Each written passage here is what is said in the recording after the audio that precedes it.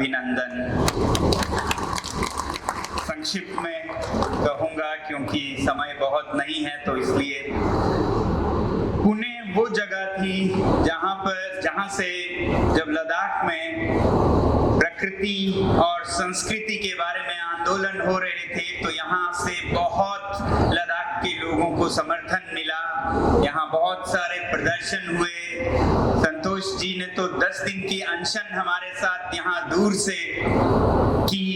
तो इसलिए लद्दाख वासी सिर्फ लोग नहीं, वहाँ के पशु पक्षी, कीड़े मकोड़े, पेड़ पौधे, फूल, जंगल, झील, नदियां, हिमनद, ग्लेशियर, सब आपका धन्यवाद करते हैं। धन्यवाद, बहुत बहुत धन्यवाद। मैं पिछले महीनों से जाकर हर जगह धन्यवाद ज्ञापन कर रहा हूं और आज फिर आप लोगों का धन्यवाद करता हूं कि देश के जब एक सुदूर हिस्से में लोग समस्याओं का सामना कर रहे हैं, तो आप हमारे लिए आवाज उठा रहे थे, हमारी आवाज में आवाज मिला रहे थे। और आज बहुत खुशी हुई यहाँ आप लोगों से फिर मिलकर गांधी जी के विचारों के बारे में जो सम्मेलन हो रहा है, क्योंकि लद्दाख की ये जो संघर्ष थी, ये गांधी जी के पद चिन्हों पर चलकर हो रहा था। तो आजकल मैं जहां भी गांधी जी का नाम सुनता हूं तो चल पड़ता हूं। इसीलिए जब लगभग 1.5 महीने पहले मुझे इस समारोह के बारे में बताया गया, तो मैंने कहा मैं जरूर आऊंगा। तो आज मैं यहाँ हूँ और आप सबके बीच बहुत बहुत खुशी महसूस हो रही है। यूं मैं कोई गांधी विशेषज्ञ गांधीयन ही नहीं हूं, मैं तो एक एक्सीडेंटल गांधीयन हूं, क्योंकि लद्दाख के पहाड़ों में मुझे बहुत ज्यादा ज्ञान नहीं था। बस साधारण पुस्तकों में हर बच्चे की तरह पढ़ता था, मगर जीवन में ऐसी घटनाएं घटी कि जिसमें जिस तरह के प्रतिक्रिया या कार्यवहन हमने किया, वो खुद ही गांधी जी के कदमों से मिलते जुलते दिखने लगे। तो हालांकि मैं इंजीनियरिंग कर रहा था, मैकेनिकल इंजीनियरिंग, मेरा सामना शिक्षा की हालत से हुई, देश की और खासकर हमारे प्रांत की, जहां शिक्षा की हालत बहुत खस्ता थी। वैसे पूरे देश में भी अच्छा नहीं है, मगर वहां बहुत ही खराब थी। और वो भी मुझे ना पता चलता यदि ऐसी एक छोटी सी घटना ना घटती। मेरे कॉलेज के दिनों में जब मैं इंजीनियरिंग पढ़ रहा था, तो मैं जरा जिद्दी रहा हूँ, थोड़ा सनकी भी रहा हूँ। शायद गांधी जी भी बड़े जिद्दी थे। तो इंजीनियरिंग करते करते मेरी इंजीनियरिंग करने की वजह थी कि मुझे सूर्य के प्रकाश, लाइट, ऑप्टिक्स, प्रकाश से बहुत प्रेम था, जिज्ञासा थी। तो पूछते पूछते मैंने मैकेनिकल इंजीनियरिंग को चुना था नेशनल इंस्टीट्यूट ऑफ टेक्नोलॉजी में।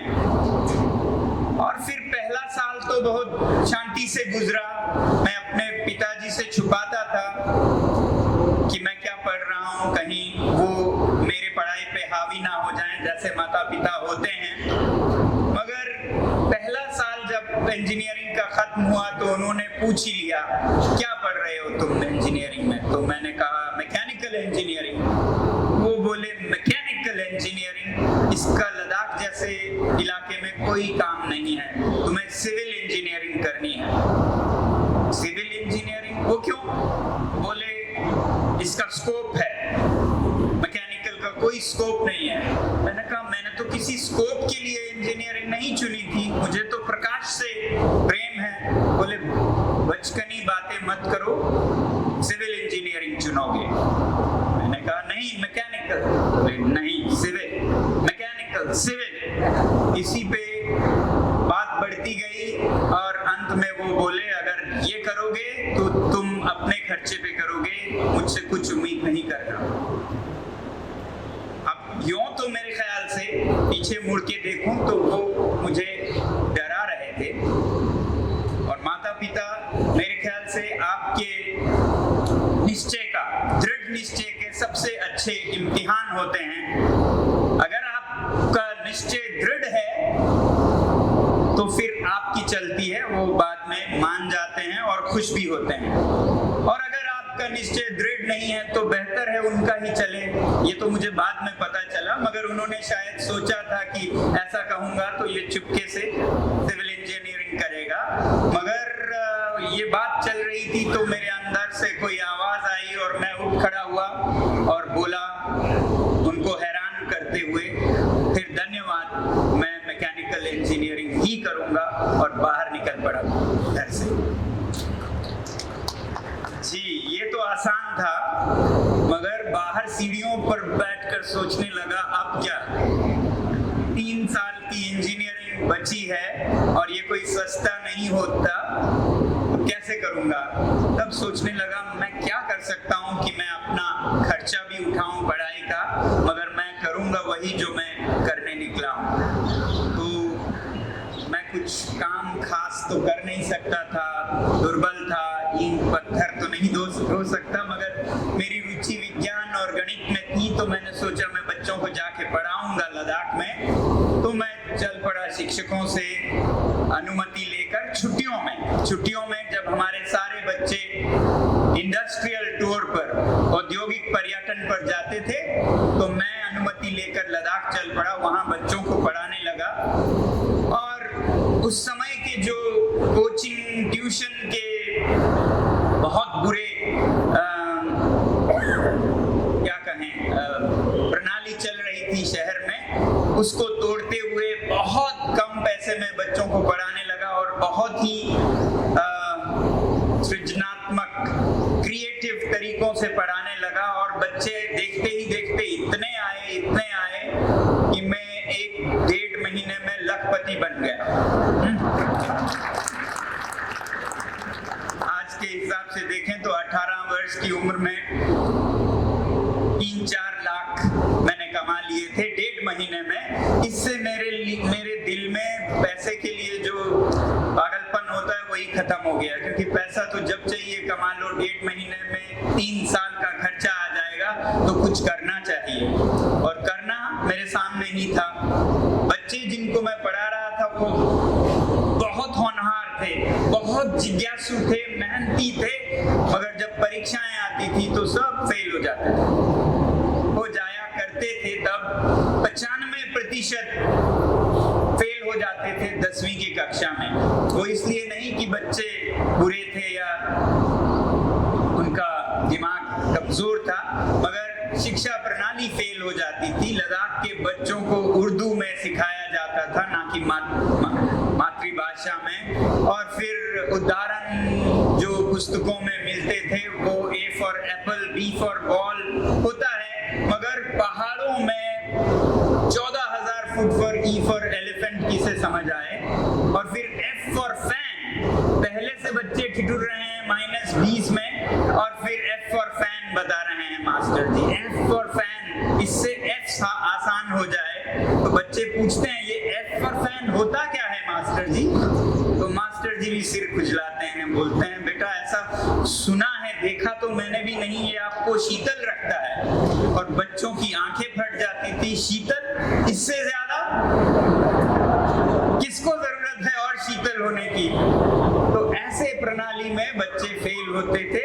ये हैरानी की बात नहीं थी। मैं तो बाद में हैरान होने लगा कि वो 5% कैसे पास होते थे।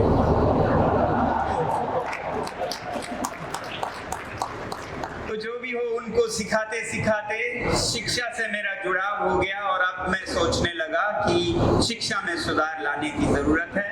और शिक्षा में सुधार लाने के बारे में योजनाएं बनाने लगा। इंजीनियरिंग तो चलता रहा, मेरा पहला प्रेम था, मगर शिक्षा और ज्यादा अर्जेंट था, जलता हुआ आग था मेरे लिए सामने बच्चों की हालत देखकर।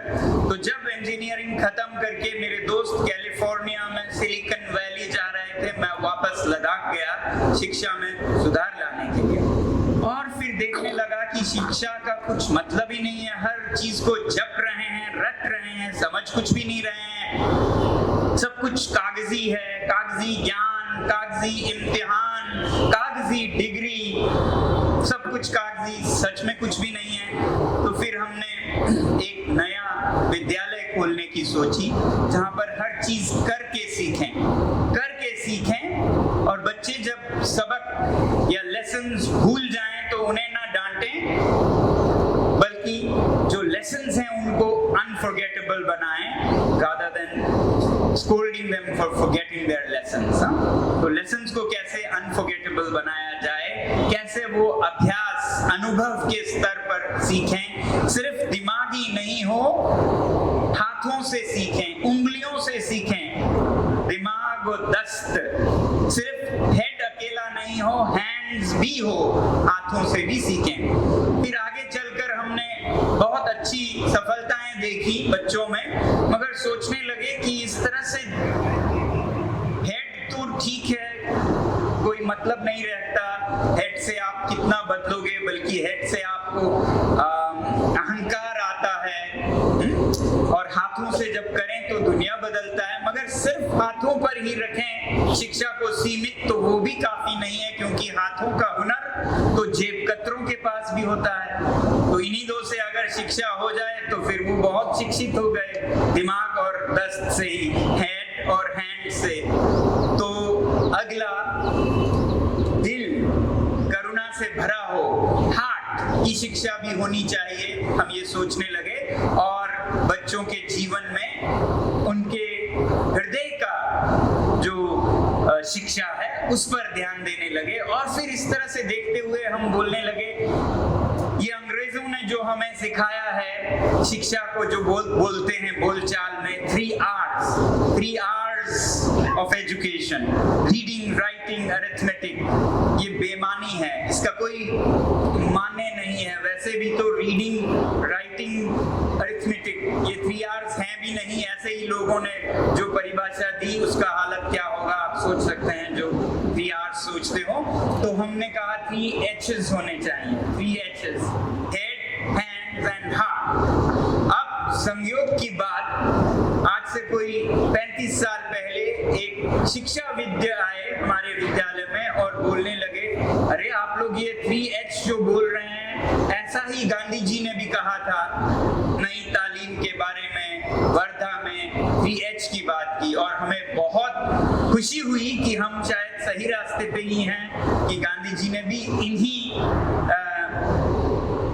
दिशा में अपने विचार रखे।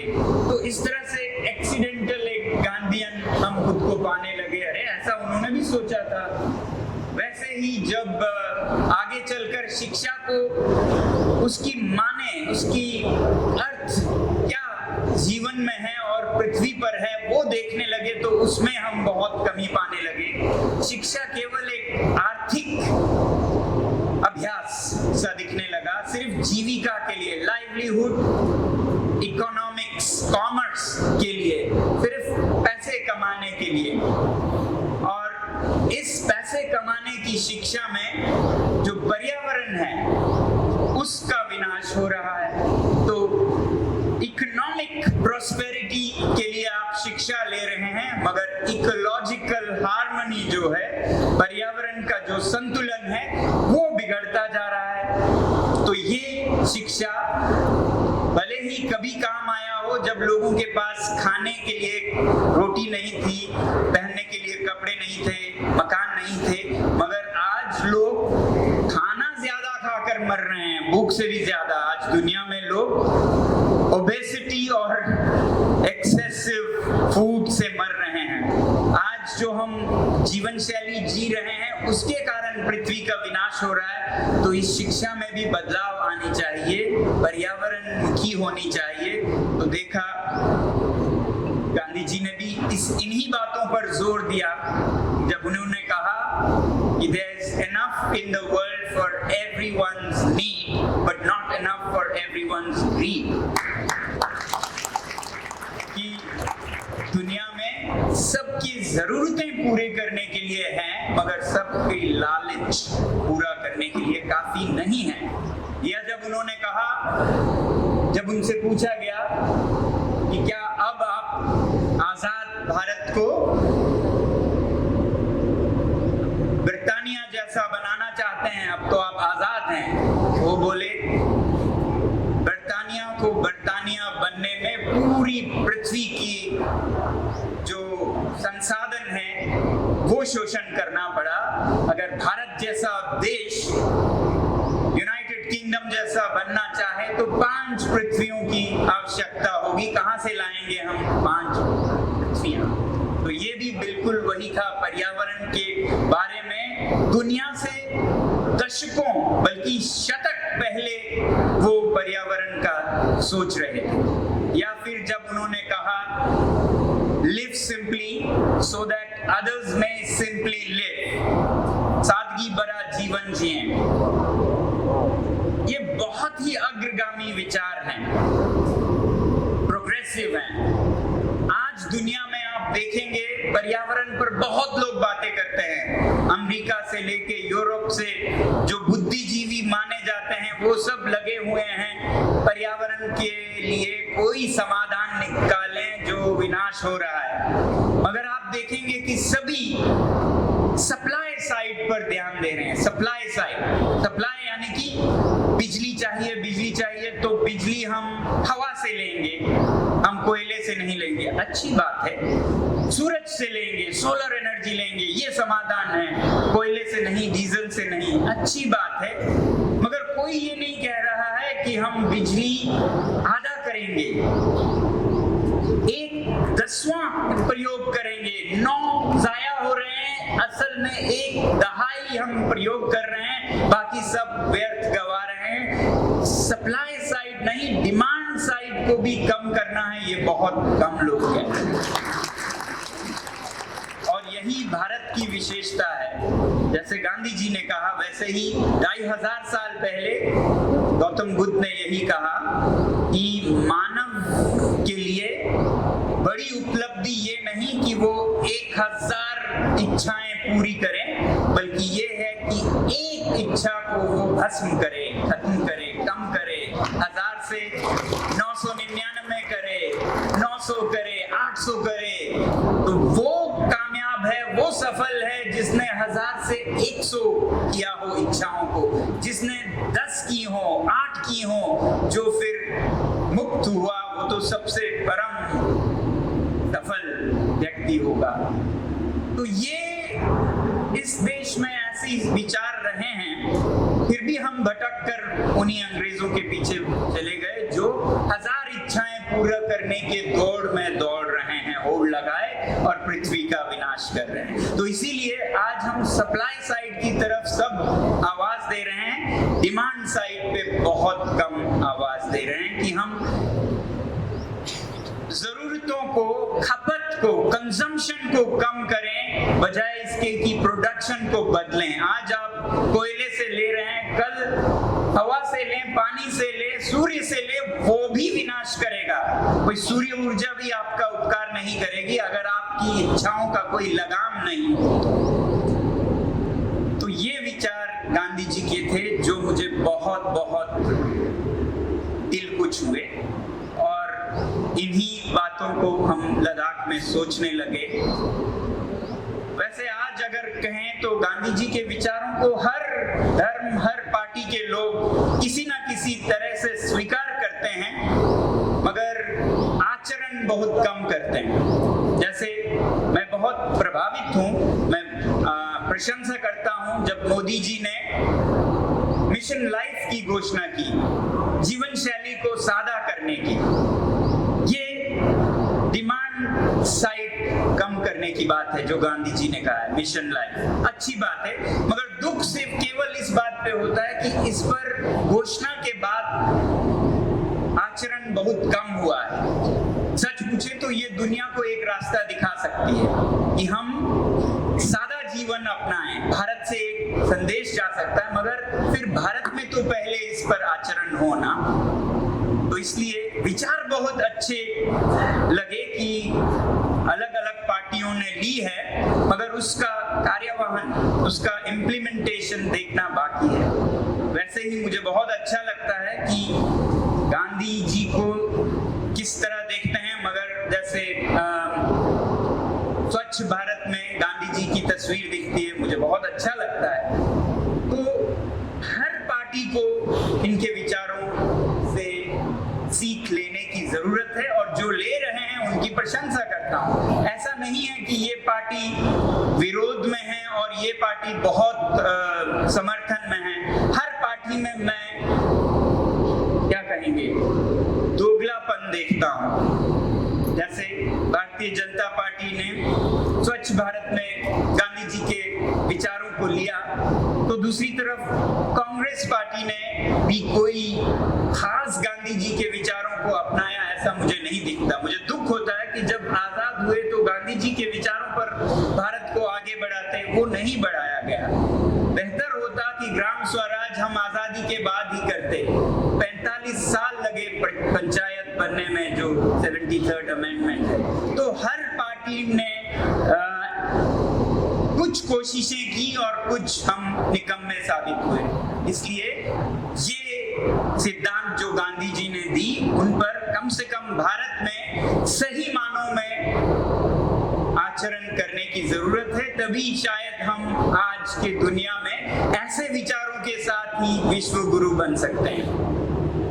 मैं बहुत बार कहता हूं कि विश्व गुरु अगर हम भारत बने तो इनके विचारों को अगर दुनिया में जो आज विनाश हो रहा है उसके संदर्भ में रखें और उस पर भारत चल के दिखाए तो वो विश्व गुरु बन सकता है। वैसे ही जो भारत के दूर दराज के जनजातियां हैं जो बहुत सादगी भरा जीवन जीते हैं, चाहे वो लद्दाख के पहाड़ों में हो या मध्य प्रदेश महाराष्ट्र के जंगलों में हो, वो दुनिया को सीखने की जरूरत है कैसे सादा जीवन जिया जाए।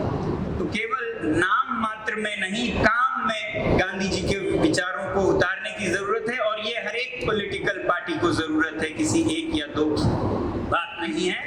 किया है तो कईयों ने किया है, नहीं किया है तो सबने नहीं किया है। तो ये मैं सोचता हूँ कि भारत एक प्रेरणा का स्रोत बन सकता है। आज के, खासकर आज के 100 साल पहले शायद ऐसे हालात नहीं थे कि लोग समझ सकते कि क्या ये संसाधनों का, रिसोर्सेस का खेल है जिससे कि पृथ्वी का ऐसा विनाश होगा।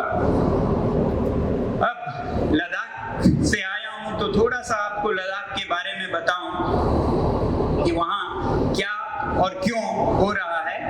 लद्दाख में हम पिछले 5 सालों से एक संघर्ष कर रहे हैं। आपको याद होगा 2019 में लद्दाख एक यूनियन टेरिटरी बनाया गया, जो कि लद्दाख की बहुत देरीना मांग थी, 70 सालों से लगभग।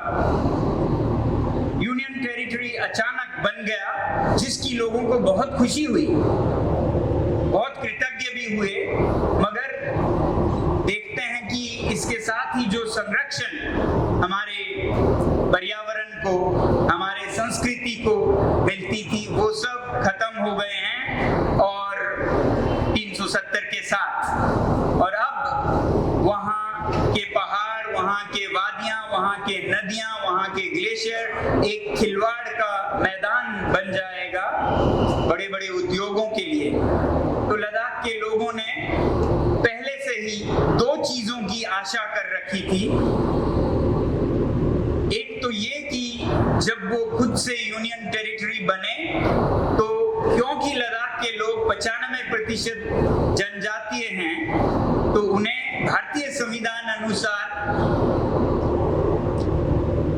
6th शेड्यूल जिसे कहते हैं, 6वीं अनुसूची के संरक्षण दिए जाएंगे। और दूसरा कि ये यूटी विद लेजिस्लेचर होगा, यानी कि लोकतंत्र भी होगी।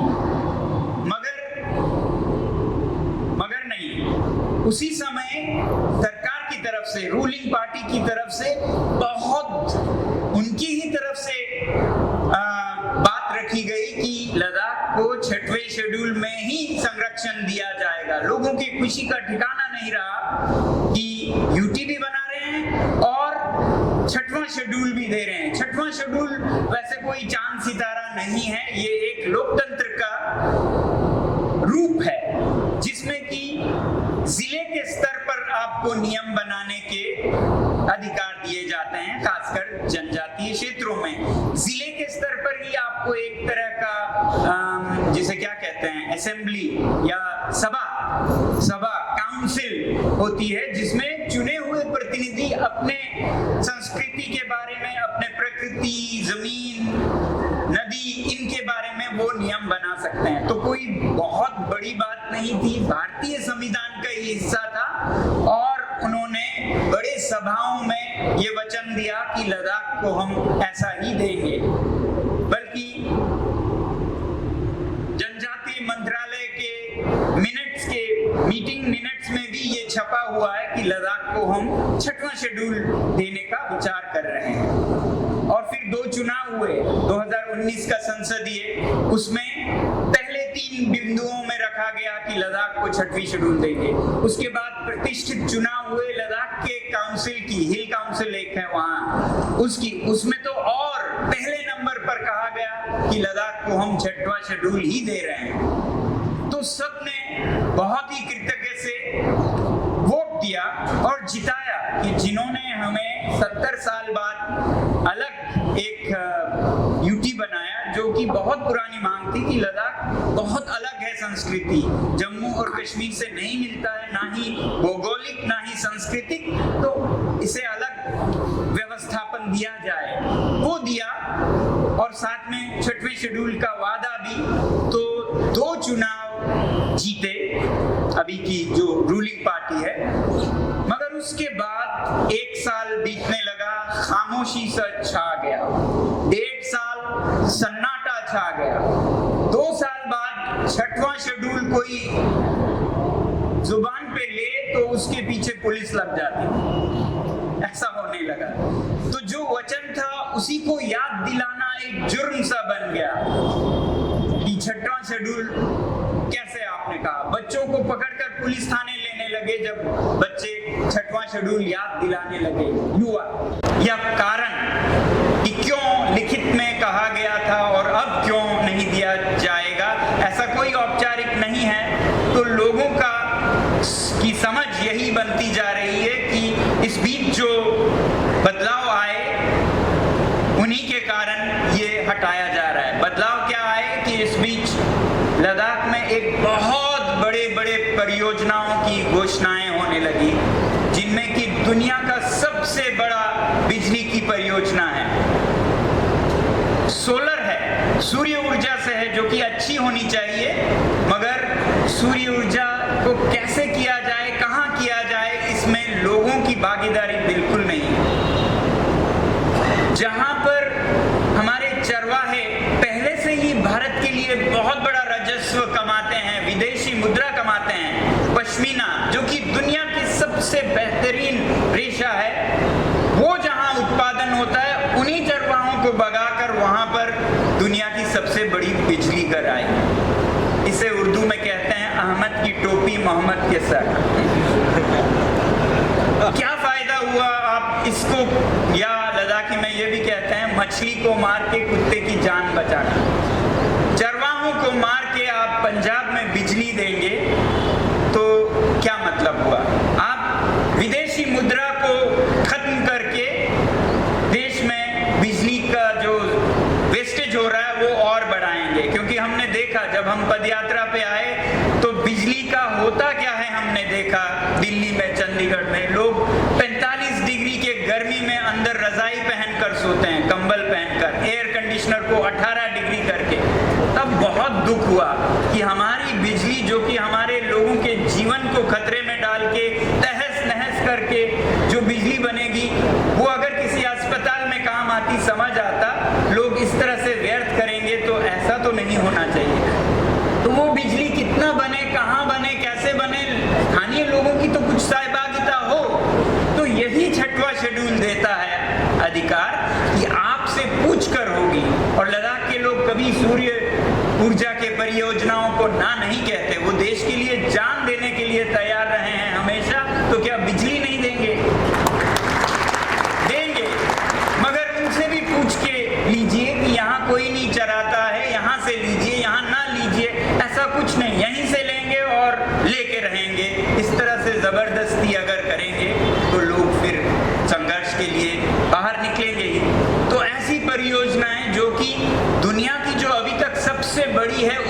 3 गुना बड़ी होगी। 13,000 मेगावाट, 150 वर्ग किलोमीटर का। तो ऐसे बहुत परियोजनाओं का लाइन लगा है। तो हमें अब समझ आता है कि ऐसे बड़े बड़े कॉरपोरेट्स को बिना पूछे जमीनें देने के लिए लद्दाख के लोगों को ऐसे छोड़ दिया जा रहा है, वचन देने के बाद भी। और ये बहुत बड़ी मूर्खता भी दिखती है, क्योंकि लद्दाख के लोगों ने बिना वर्दी के हर युद्ध में भाग लिया है। आप सोचिए, हर युद्ध में, चाहे वो 48 के हो, 62 के हो, 65 के हो, 71 के हो, 99 के हो और 2020 के हो, लोगों के बिना हमारे सैनिक ऐसे होंगे जैसे एक हाथ से तलवार चला रहे हैं, एक हाथ बांधकर। तो लोगों का एक हाथ, सेना का एक हाथ रहा है। अब उन लोगों को नाराज करके कुछ कंपनियों को खुश करना, ये देश हित में है क्या? इससे कौन खुश होगा? इससे चीन खुश होगा कि यहाँ सीमा पर लोग नाराज हो रहे हैं, भारत की सेना कमजोर होगी तो चीन खुश होगा। तो मैं तो कहूँगा ये चीन, क्या कहेंगे, को सहायता करने जैसा कदम होगा अगर इस तरह से लोगों को नाराज करके ऐसे परियोजनाएं हम लाएं। तो इसलिए हमने ये सोचा कि ये बात और बिगड़ती जाए, जो कि भारत के हित में ना होगी। हम आवाज उठाएं और वचन पूरा करवाने की मांग करें। इसलिए फिर हमने वही चुना जो कि गांधी जी का पद था, कि हम किसी को ना बुरा भला कहना चाहते थे, ना कुछ बुरा भला करना चाहते थे। हम खुद पे पीड़ा उठाकर उनसे एहसास करवाना चाहते थे कि उन्होंने कुछ गलती की है। तो इसलिए हमने कहा हम अनशन पे जाएंगे, खुद को पीड़ा देंगे, आपको नहीं देंगे, मगर आपका ध्यान जरूर खींचेंगे अपनी समस्याओं के लिए। तो इसलिए आपने सुना होगा, पहले 1 हफ्ते की अनशन की सांकेतिक, फिर 2 हफ्ते की, फिर 3 हफ्ते की करते आए हैं। और 21 दिन जो हमने किया वो भी गांधी जी से प्रेरित था, क्योंकि हमने देखा कि गांधी जी की जो सबसे लंबी अनशन थी वो 21 ही दिन की थी। तो हमने उन्हीं के पद चिन्हों पर चलते हुए 21 दिन की अनशन की, जिसके बाद सरकार ने कुछ सुनना शुरू किया, मगर क्योंकि बहुत देरी, बहुत आहिस्ता सब कुछ चल रहा था, तो हमने फिर एक पद यात्रा भी की, जो फिर गांधी जी के पद चिन्हों पर है। ले से लेकर दिल्ली तक हम 1 महीने तक लगभग 1000 किलोमीटर चलते हुए दिल्ली में अपनी फरियाद, अपनी व्यथा सुनाने आए। कोई 150 लोग, जिसमें से 5-6 लोग तो 80 से ऊपर के थे, 80 वर्ष से ऊपर के थे, और लगभग 20 लोग भूतपूर्व सैनिक थे। आप समझ सकते हैं कितने देशभक्ति के साथ वो लड़े हैं। उसी देशभक्ति के साथ सरकार को याद दिला रहे हैं कि ये जो आप कर रहे हैं वो गलत कर रहे हैं, इससे देश का हित नहीं होगा, इससे सीमा सबल नहीं दुर्बल होगी। तो ये याद दिलाने हम दिल्ली तक आए, ठीक उसी तरह जिस तरह से गांधी जी ने खुद पर पीड़ा लेकर सरकार को, तब के ब्रिटिश सरकार को समझाने की कोशिश की। तो इसी तरह से हम आगे भी आवाज उठाते रहेंगे। जैसा मैं कह रहा था, संयोग हो या जो भी हो, ये दिखता रहा हमें कि जो हम सोचते हैं, करते हैं, वैसा ही कुछ गांधी जी भी करते थे। अब बचा है तो मैं ये कहूँगा कि जिस तरह से उनका जीवन अंत हुआ कुछ करते हुए, वैसे ही शायद हमारा भी अंत हो। हम ये चाहेंगे कि जितना हो सके संघर्ष करेंगे और डरेंगे नहीं। इस पर्यावरण के मुद्दे को सिर्फ लद्दाख का नहीं, पूरे हिमालय की बात है ये, हम आगे बढ़ाएंगे।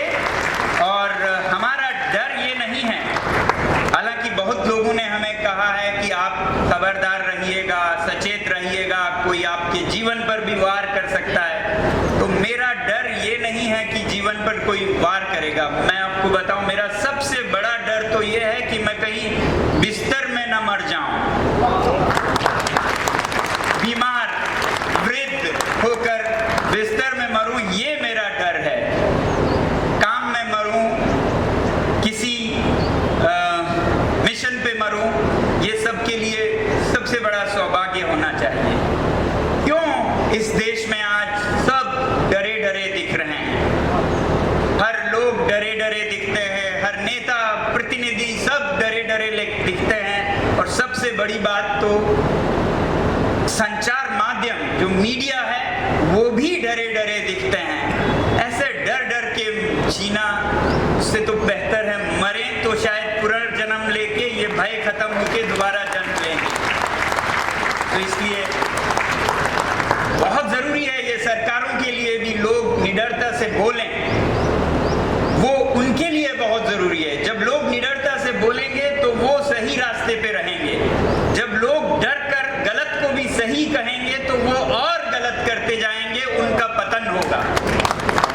तो ये हमारा कर्तव्य है कि हम सही को सही बोलें, गलत को गलत बोलें। और मैं किसी पार्टी दल किसी की परवाह नहीं करता हूं। अगर अच्छा काम करते हैं रूलिंग पार्टी तो मैं उन्हें भी अच्छा कहता हूं, अगर गलत करते हैं तो डंके की चोट पे गलत करते हैं कहता हूं। और वैसा ही हर पार्टी के लिए भी हम किसी के न विरोधी बने न अंध भक्त अंध विरोधी, इन दोनों में न पड़े। इससे देश का पतन होगा।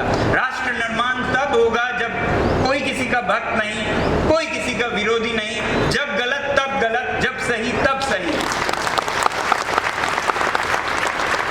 तो यही मैं उम्मीद करूंगा, अंत में यही कहूंगा। उर्दू में पंक्तियां हैं, फलक आसमान को कहते हैं, फलक को जिद है जहां बिजलियां गिराने की, हमें भी जिद है वही आशियां बनाने की।